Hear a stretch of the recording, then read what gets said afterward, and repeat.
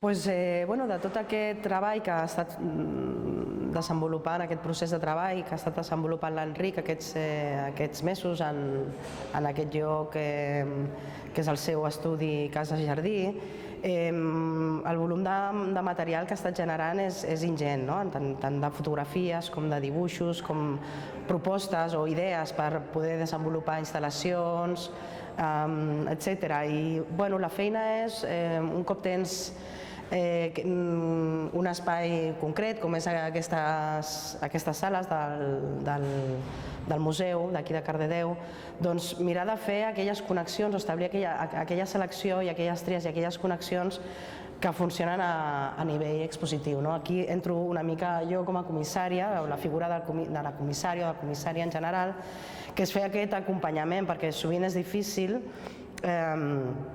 fer-ho en solitari.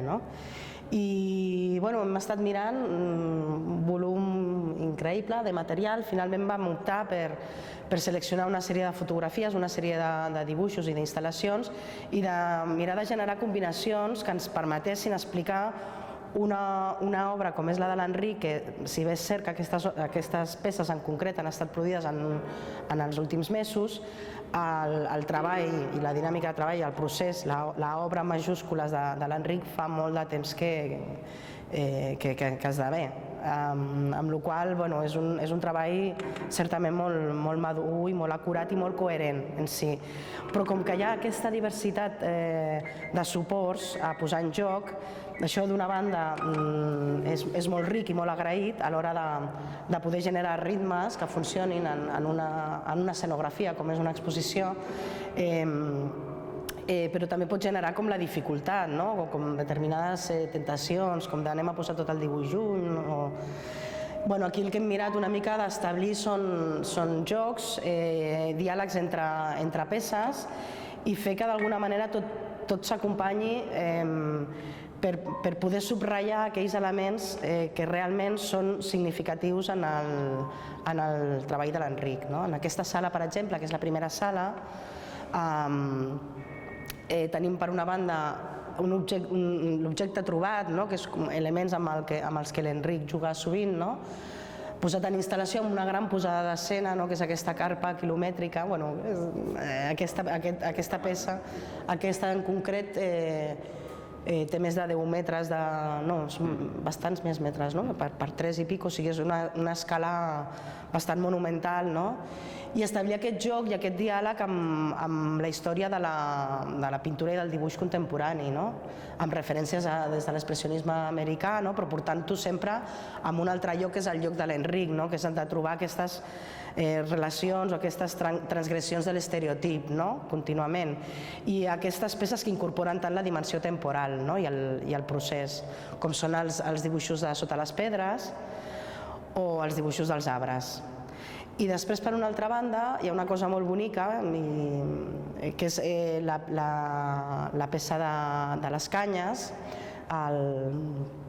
que és una peça feta en col·laboració amb la Natalie Rey, que és una altra artista, que diu molt també de la manera de fer de l'Enric, que és generós a l'hora d'establir diàlegs i establir jocs, ja no només amb objectes, sinó amb altres artistes i amb altres agents. Sí, aquesta peça que porta per títol Patinar sobre la tempesta té diferents elements que formen part també de la manera de treballar meva. Per una banda, els objectes trobats, per l'altra, el passat agrícola de la masia, i també, tercer element que entra en joc és la relació que he tingut amb alguns artistes. De la mateixa manera que l'Amanda ha explicat, aquesta peça com si fos una pintura americana de l'expressionisme americà, que era fruit de la meva relació amb el Monti o amb l'Ivan Solanes, en el projecte del circ. Aquesta també forma part d'elements que també tenen relació amb altres artistes, en aquest cas és el Jordi Benito, que són aquests tions de fusta que els va treure del Port Vell de Barcelona en una exposició que reclamàvem en les Olimpiades que no hi hagués aquest urbanisme que es va esdevenir a l'àrea olímpica, no? Sinó que hi hagués que respectés una sèrie de coses que per nosaltres eren emblemàtiques, com era la Barceloneta, no? Aquests elements varen estar a casa o han estat a casa durant 30 anys, els tenia guardats i han format part avui d'aquesta composició escultòrica junt amb els senyals. Llavors va haver-hi aquesta composició com molt tortuosa, com molt poc ordenada, com amb uns equilibris i amb una composició molt poc ortodoxa, que va anar sorgint així i al final em vaig fer amb dos botes de patinatge sobre gel i aquesta espècie de bandera anarquista, no? Que tot això em portava una aproximació amb el Benito, però també amb tot una àrea poètica, narrativa, que va més enllà d'una explicació concreta, no? Sinó allò que emet una obra, que és allò que pots explicar en paraules i allò que s'ha de veure i s'ha de viure, no?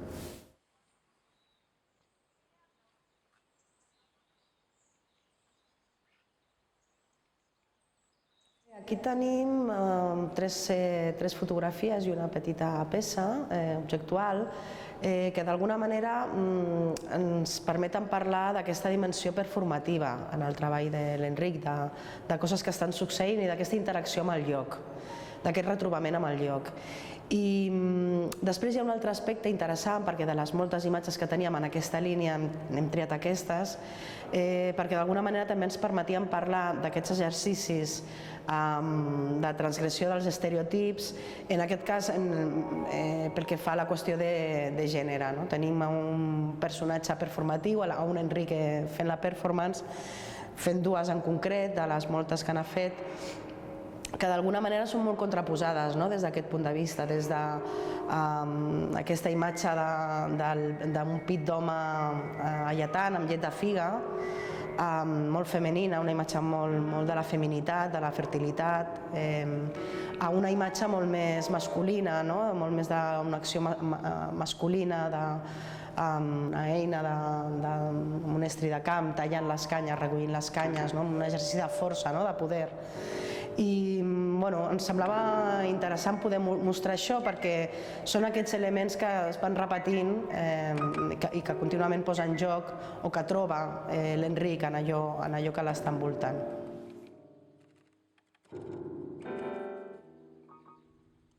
Aquesta peça, aquesta fotografia és tirada al fil, que està entremig d'un acte performàtic, que és mentre estava a l'era de casa, doncs tot de cop trobo un fil de nylon ensorrat, llavors intento estirar-lo per treure'l, i el fil no cedeix.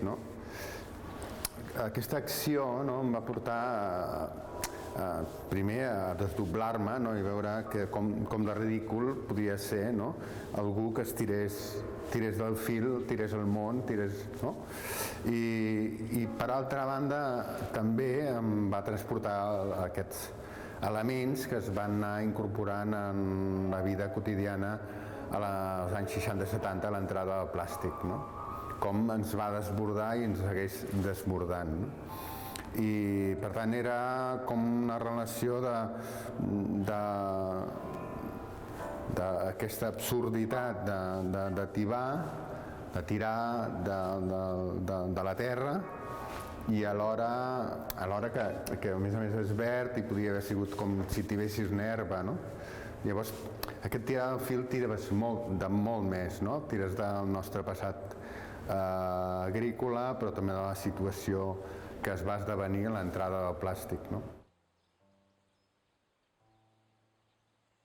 Sí, aquest garbuix, aquest inventari d'objectes que són de diferents procedències i de diferents orígens, des d'altaveus d'ordinador, un crani d'un gos que havia tingut de fa molts anys, igual de fa 40 anys, un rellotge que vaig adquirir amb el grup d'amics de Facebook Jo tinc, jo dono, i buscava rellotges, diguem, kitsch, no? I volia fer una col·lecció de rellotges que marquessin el temps amb aquest tipus de tipologia. Una peça que vaig trobar a l'Hospitalet, que la vaig portar, sabates de la meva filla. Tot això per configurar una narrativa d'aproximació amb l'espectador. Cadascú té una relació amb els elements i cadascú estableix un tipus d'intercanvi mental, no? D'intercanvi de visions. Jo aquí no he volgut fer res poètic ni res irònic. O sigui, al contrari de molts autors que busquen la ironia, i fins i tot el títol em sembla que és concert, sinó establir aquest trencaclosques en el qual la interrelació d'ells, per al fet de ser un espai inversemblant, estableix ja una narrativa per ella mateixa. Sí, després també hi ha una cosa interessant pel que fa al joc amb els estàndards de presentació de l'obra, no? Hem jugat amb una peana, però és una peana desplaçada i és una peana desbordada, no? Trencant una mica aquest marc de l'estàndard en la presentació de l'obra, no? I aquesta idea de desbordament que també lliga molt amb tot el que parlem de la sobreproducció d'objectes, no? I de com ens acabem definint a través dels nostres objectes, no? O com els objectes ens defineixen a nosaltres i incideixen en les nostres subjectivitats. És una cosa com...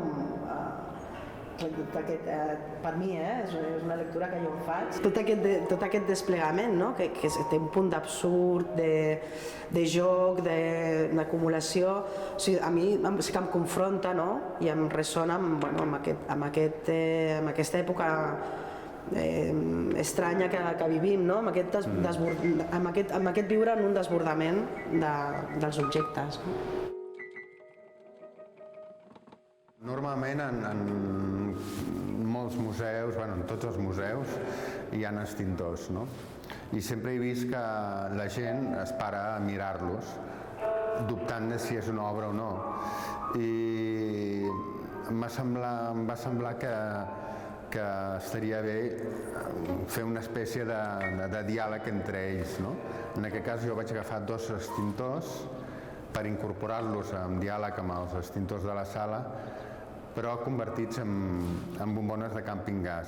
O sigui, el que vaig fer és pintar-los amb el color característic de les bombones de camping gas, per la qual cosa s'establia com un joc d'usos totalment oposats, no? I per una vegada l'extintor real actuava com a còmplice de l'altre extintor que deixa de ser extintor.